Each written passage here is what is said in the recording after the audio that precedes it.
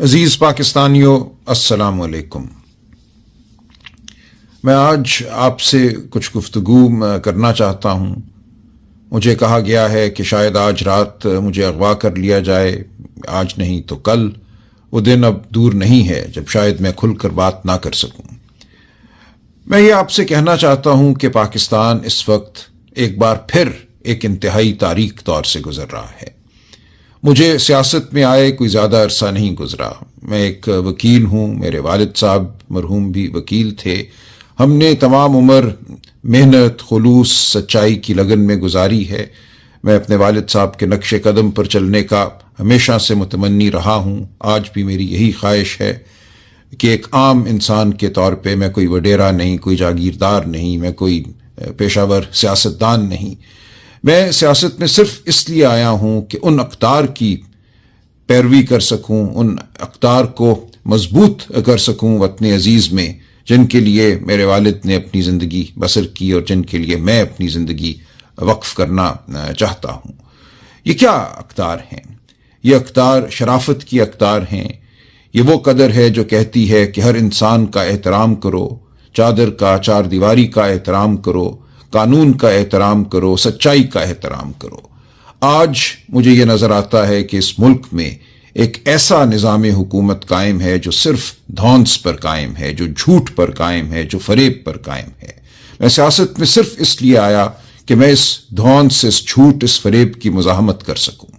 मेरे सामने ये बात एक बार फिर खुलकर सामने आई 8 फरवरी की रात, 9 फरवरी की रात, जब इलेक्शन के बाद हमने देखा। मैं खुद एक उम्मीदवार था, 1 लाख वोट से मैं कहता हूं मैं इलेक्शन जीता। मेरे सामने इलेक्शन के रिजल्ट को तब्दील किया गया।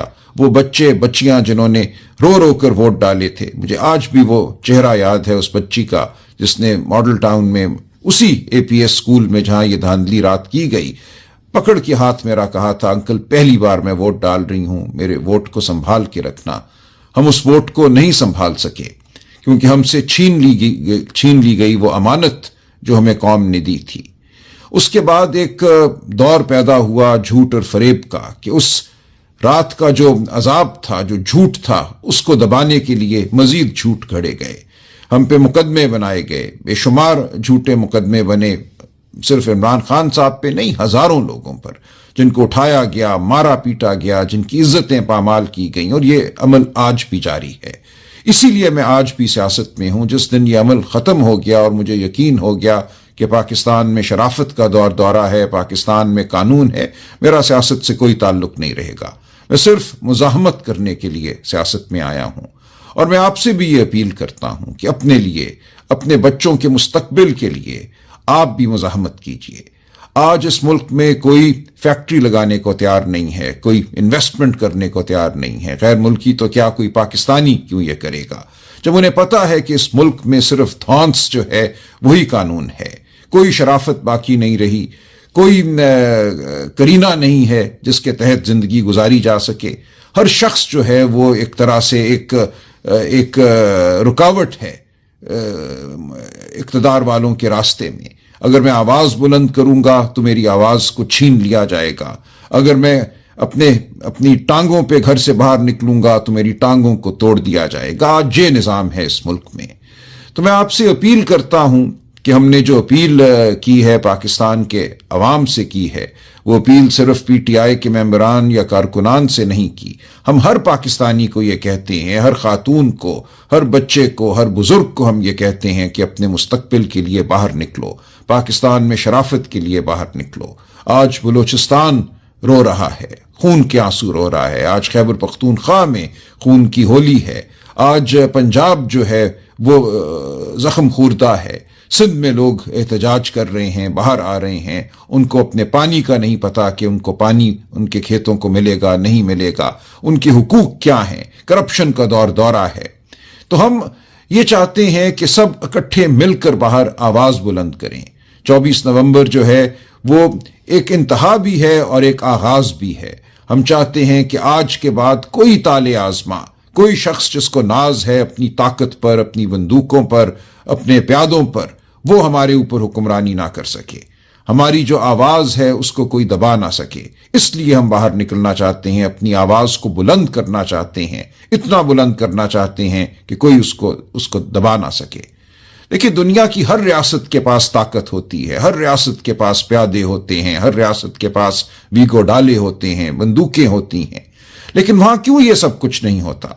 وہاں یہ سب کچھ اس لیے نہیں ہوتا کہ وہاں کی عوام فیصلہ کر چکی ہے کہ وہ یہ برداشت نہیں کریں گے۔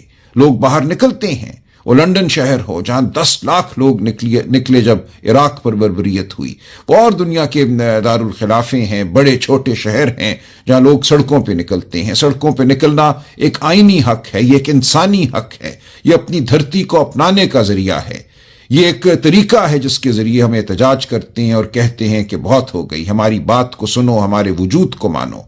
تو میں آپ سے درخواست کرتا ہوں کہ آپ وہ قدم اٹھائیے جو میں سمجھتا ہوں اب ہم سب پر واجب ہے۔ اپنے گھروں سے نکلیے، ہم سب کے گھر ہمیں عزیز ہیں، ہم سب کی آسان زندگیاں ہمیں عزیز ہیں، لیکن ہر ایک کی زندگی اس ملک میں آسان نہیں ہے۔ اس بربریت کی وجہ سے اس ملک میں بہت غربت ہے، اس ملک میں بچوں کو تعلیم نہیں ملتی، 40% بچے 15-16 سال کی عمر کے کسی اسکول میں نہیں جاتے، اس ملک کے ہسپتالوں میں شفا نہیں ملتی، اس ملک میں آگے بڑھ کر اگر کوئی نوکری کرنا چاہتا ہے باعزت تو اس کو نوکری نہیں ملتی، ڈگری تھامے لوگ سال ہا سال گزار دیتے ہیں، باہر جانے کی تمنا میں زندگیاں بسر کرتے ہیں۔ تو ہم نے اس ملک کو اگر ایک ایسا ملک بنانا ہے جو احترام آدمیت، احترام انسانیت پر مبنی ہو، جس کے حوالے سے ہم فخر کر سکیں، ہم دنیا کو بتا سکیں کہ ہمارا ملک ایک شریف ملک ہے، ہم ایک ایسے معاشرے کے رہنے والے ہیں، فرد ہیں جہاں انسان کی عزت ہے، تکریم ہے، جہاں تعلیم کو، صحت کو بنیادی حق سمجھا جاتا ہے اور دیا جاتا ہے۔ تو ہمیں آواز بلند کرنا ہوگی، ہمیں باہر نکلنا ہوگا، ہمیں احتجاج کرنا ہوگا، ورنہ ہمیں چن چن کر ختم کر دیا جائے گا۔ آج میں اغوا ہوں گا، کل کوئی اور اغوا ہو جائے گا، باقی لوگ ڈر جائیں گے، سہم جائیں گے، یہ ملک ایک قبرستان بن جائے گا۔ ہم نے اس ملک کو قبرستان نہیں بننے دینا، یہ ایک نخلستان ہے، یہ ایک خوبصورت گلستان ہے اور ہم نے اس کو گلستان کے طور پہ آگے بڑھانا ہے۔ اس ملک سے ہم نے نفرت ختم کرنی ہے، ہم نے انتشار ختم کرنا ہے۔ ہم چاہتے ہیں کہ ہم سب پاکستانی رنگ، نسل، مذہب، صنف کی تفریق سے بالا تر ہو کر اچھی زندگیاں گزاریں، سچی زندگیاں گزاریں، محنت کر سکیں، اپنے مستقبل کو سنوار سکیں۔ تو میرا ساتھ دیجئے، ان سب کا ساتھ دیجئے جو 24 نومبر کو اپنے گھروں سے باہر نکلیں گے، بہت پرامن طریقے سے، پرشکوہ طریقے سے باہر نکلیں گے۔ ہم کوئی دنگا فساد نہیں کرنا چاہتے، ہم بڑے منظم طریقے سے اپنی آواز بلند کرنا چاہتے ہیں۔ ہمارا ساتھ دیجئے، اپنی نسلوں کا ساتھ دیجئے، اپنا ساتھ دیجئے۔ بہت شکریہ۔